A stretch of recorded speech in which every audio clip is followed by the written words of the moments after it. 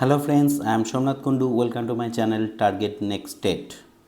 আজকে নিয়ে এসেছি আর একটা ইন্টারেস্টিং ভিডিও এবং আজকের যে টপিক আপনারা দেখতেই পাচ্ছেন, আজকের টপিক হচ্ছে এনভায়রনমেন্টাল স্টাডিজ বা পরিবেশবিদ্যা। এর উপর এনেছি আমি 10টা এমসিকিউ কোশ্চেন, যেগুলো ব্যাক ইয়ারের যে সিটেট রয়েছে তাকে ডিপেন্ড করেই আজকের কোশ্চেনগুলো এনেছি। অতএব এই ভিডিওটা যারা এই বছর সিটেট দিচ্ছেন তাদের পক্ষে তো উপযোগী হবেই, এবং যারা এই টেটের জন্য প্রিপারেশন নিচ্ছেন বা স্পেশাল টেটের জন্য প্রিপারেশন নিচ্ছেন তাদের ক্ষেত্রেও কিন্তু উপকারী হবে। অতএব যারা এখনও পর্যন্ত আমার চ্যানেলটিকে সাবস্ক্রাইব করেননি তাদের কাছে রিকোয়েস্ট, অবশ্যই আমার চ্যানেলটিকে সাবস্ক্রাইব করুন এবং এই চ্যানেলটি আপনাদের বন্ধুদের মধ্যে শেয়ার করুন। চলুন শুরু করা যাক আজকের ভিডিও। আজকের 1 নম্বর কোশ্চেন হচ্ছে,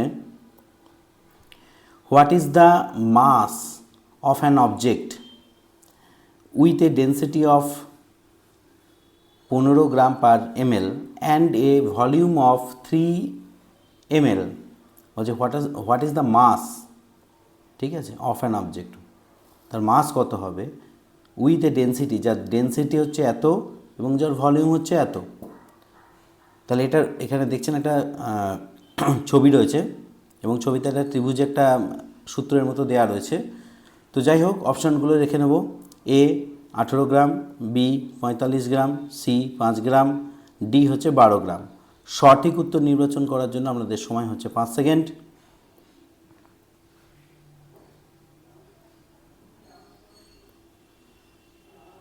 সঠিক উত্তর হচ্ছে অপশান বি, কত, 45 গ্রাম।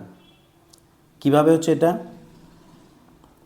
এটা বার করার সূত্র এখানে দেখছেন মাস এম, আর এখানে হচ্ছে ডি মানে ডেন্সিটি আর ভি মানে ভলিউম। তাহলে এই মাস যদি আপনাকে বার করতে হয় তাহলে ডেন্সিটি ইনটু ভলিউম, এটা হচ্ছে আপনার সূত্র। তাহলে আমাদের ডেন্সিটি কত রয়েছে 15 ইনটু ভলিউম কত রয়েছে 3, তাহলে ইকুয়াল টু আমাদের মাস হচ্ছে 45 গ্রাম। ওকে, তোর জন্য উত্তর হলো 45। চলে যাব আমি নেক্সট কোশ্চেনে। বলছে which one of the following is a scalar quantity, মানে স্কেলার রাশি কোনটা এর মধ্যে? এ হচ্ছে মাস, বি হচ্ছে গ্র্যাভিটি, সি হচ্ছে মোমেন্টাম, ডি হচ্ছে ওয়েট। সঠিক উত্তর নির্বাচন করার জন্য আমাদের সময় হচ্ছে 5 সেকেন্ড।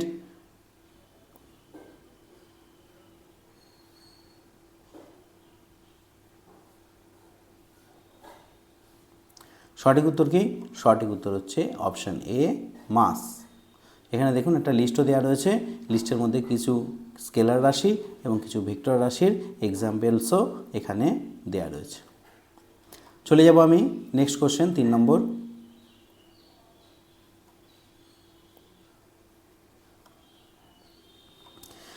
কোশ্চেন হচ্ছে, an object in which no light rays can pass, যে অবজেক্টের মধ্যে দিয়ে কোনো লাইট রে পাস করতে পারে না তাকে কি বলে?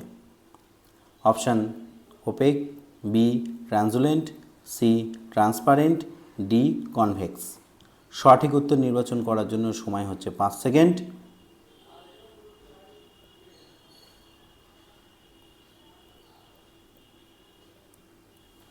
সঠিক উত্তর হচ্ছে অপশান এ, ওপেক।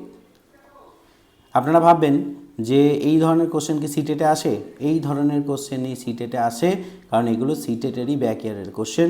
অতএব এই ধরনের কোশ্চেন কিন্তু সিটেটে আসে।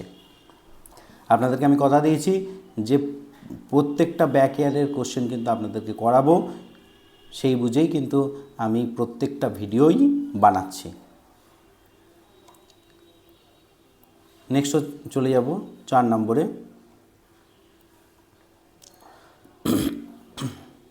4 নম্বরে কি, what will be the weight on an object on the surface of earth, আর্থের সারফেসে, whose mass is 10 kg on the moon surface, মানে যে অবজেক্টের মুন সারফেসে মাস, ভর আর ভার, ছোটোবেলায় পড়েছেন তো ভর আর ভার, তো এখানে বলছে মাস মানে ভর 10 কেজি, কোথায় না মুন সারফেসে, তার ওয়েট কত হবে আর্থ সারফেসে। তার মানে এইটুকু বুঝতে পারছেন। তাহলে দেখে নিই ওয়েট অপশানগুলো কী আছে। 60 কেজি, 2 কেজি, 60 নিউটন, আর হচ্ছে 98 নিউটন। সঠিক উত্তর নির্বাচনের জন্য সময় হচ্ছে 5 সেকেন্ড।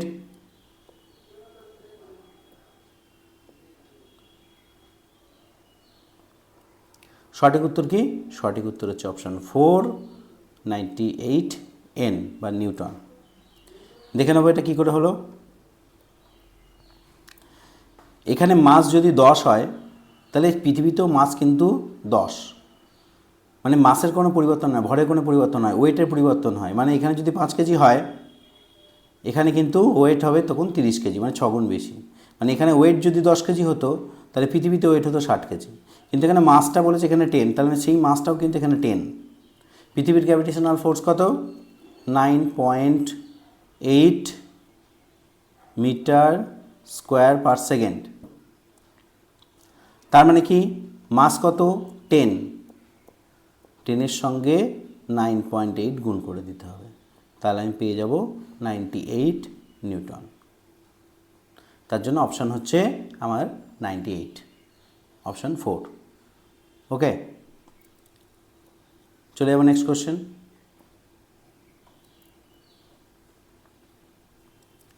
বলছে the rate of dissolution of A solute depend on, কিসের ওপর ডিপেন্ড করে?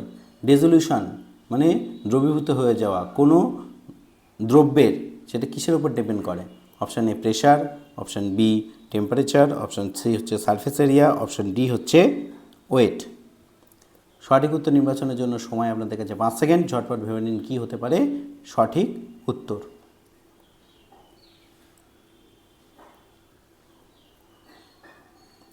সঠিক উত্তর হচ্ছে অপশান সি, সারফেস এরিয়া। চলে যাবো নেক্সট কোশ্চেন। নেক্সট কোশ্চেন শুরু করার আগে সকলকে রিকোয়েস্ট করব, আমার এই ভিডিওর ডেসক্রিপশনে আমার হোয়াটসঅ্যাপ এবং টেলিগ্রাম গ্রুপের লিঙ্ক দেওয়া আছে। সবাইকে রিকোয়েস্ট করব আপনারা এই হোয়াটসঅ্যাপ এবং টেলিগ্রাম গ্রুপটা জয়েন করুন, কারণ সেখানে আমি পিডিএফ দিচ্ছি এবং পরবর্তী ক্ষেত্রে বিভিন্ন টেস্ট এক্সামিনেশানগুলো আমি ওর মাধ্যমেই নেব। অতএব আপনারা চাইলে কিন্তু অবশ্যই এই গ্রুপগুলো জয়েন করতে পারেন। চলুন দেখি 6 নম্বরে কী আছে। 6 নম্বর হচ্ছে Sushma wants her student to be sanitized for conservation of tree.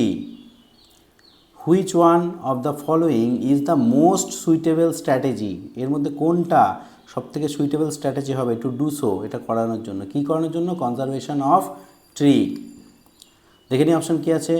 A conducting a debate in classroom, B group discussion, C poster making, D helping the children to adopt and nurture A plant. সঠিক উত্তর নির্বাচনের জন্য সময় হচ্ছে আমাদের 5 second.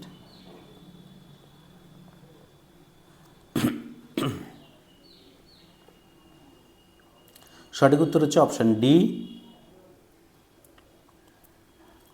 চলে যাব next question. দেখে নিই কোশ্চেন কী আছে। বলছে Abhay asked his student to do a survey in group on disease that the people in their neighbourhood suffered from.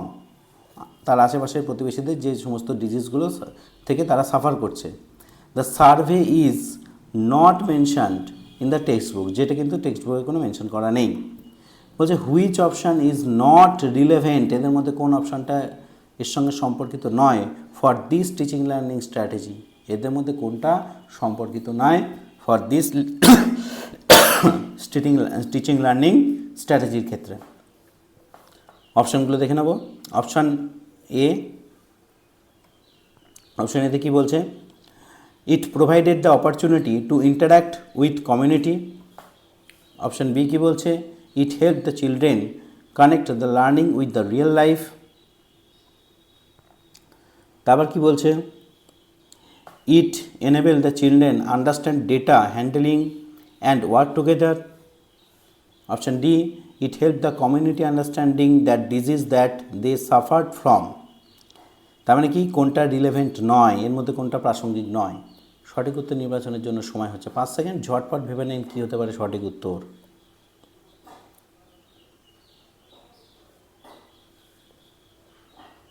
সঠিক উত্তর হচ্ছে অপশান ডি,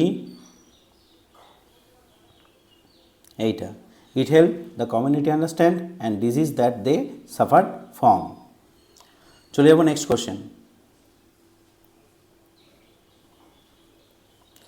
দেখে নিই নেক্সট কোশ্চেন কী আছে। To talk about the emergency situation, Priya asked the children experience when they faced any emergencies.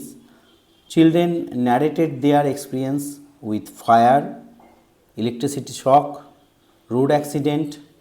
She asked question, assessed their existing understanding and discussed the safety aspect using the resources such as the road safety advertisement from newspaper, and also used the LPG and electricity bill to discuss the safety guidance on the fire and electric shock respectively.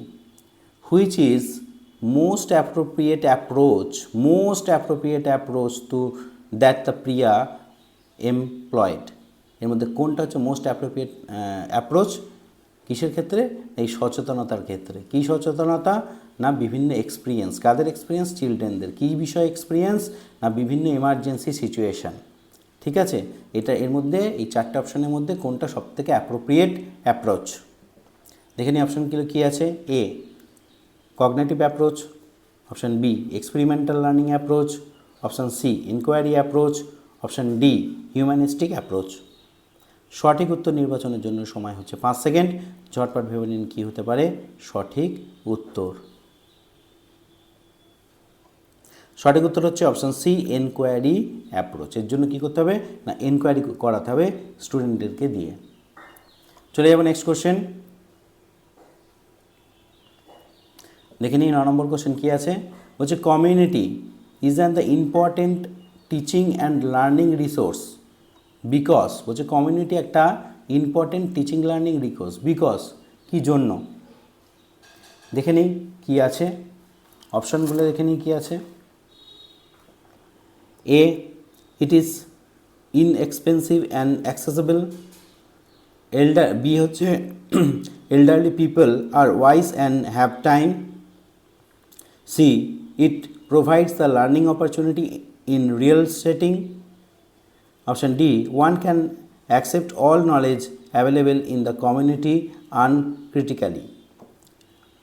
সঠিক উত্তর নির্বাচনের জন্য সময় হচ্ছে 5 second. ঝটপট ভেবে নিন কী হতে পারে সঠিক উত্তর। সঠিক উত্তর হচ্ছে option C it provide the learning opportunity in real setting. বাস্তবতার ক্ষেত্রে সেই লার্নিং অপরচুনিটিটা পায় কমিউনিটির কাছ থেকে। ওর জন্যই সেটাকে বলা হচ্ছে টিচিং অ্যান্ড লার্নিং রিসোর্স হিসাবে এটা খুবই ইম্পর্টেন্ট। চলে যাব নেক্সট কোশ্চেন 10 নম্বর। বলছেন EVS teaching learning linking the classroom learning to life outside school and enriching it implies. বলছে ইভিএস টিচিং লার্নিংয়ের ক্ষেত্রে linking the classroom learning to life outside the school মানে স্কুলের বাইরে অ্যান্ড এনরিচিং করার জন্য কী হতে পারে? ইট ইমপ্লাইজ। এর মধ্যে চারটের মধ্যে কোনটাকে ইমপ্লাই করা যেতে পারে? দেখে নেবো চারটে অপশন কী আছে। Going beyond the textbook, linking textbook to global environmental concern issues. C whole school approach. D going the beyond curriculum. সঠিক উত্তর নির্বাচন করার জন্য সময় হচ্ছে 5 সেকেন্ড।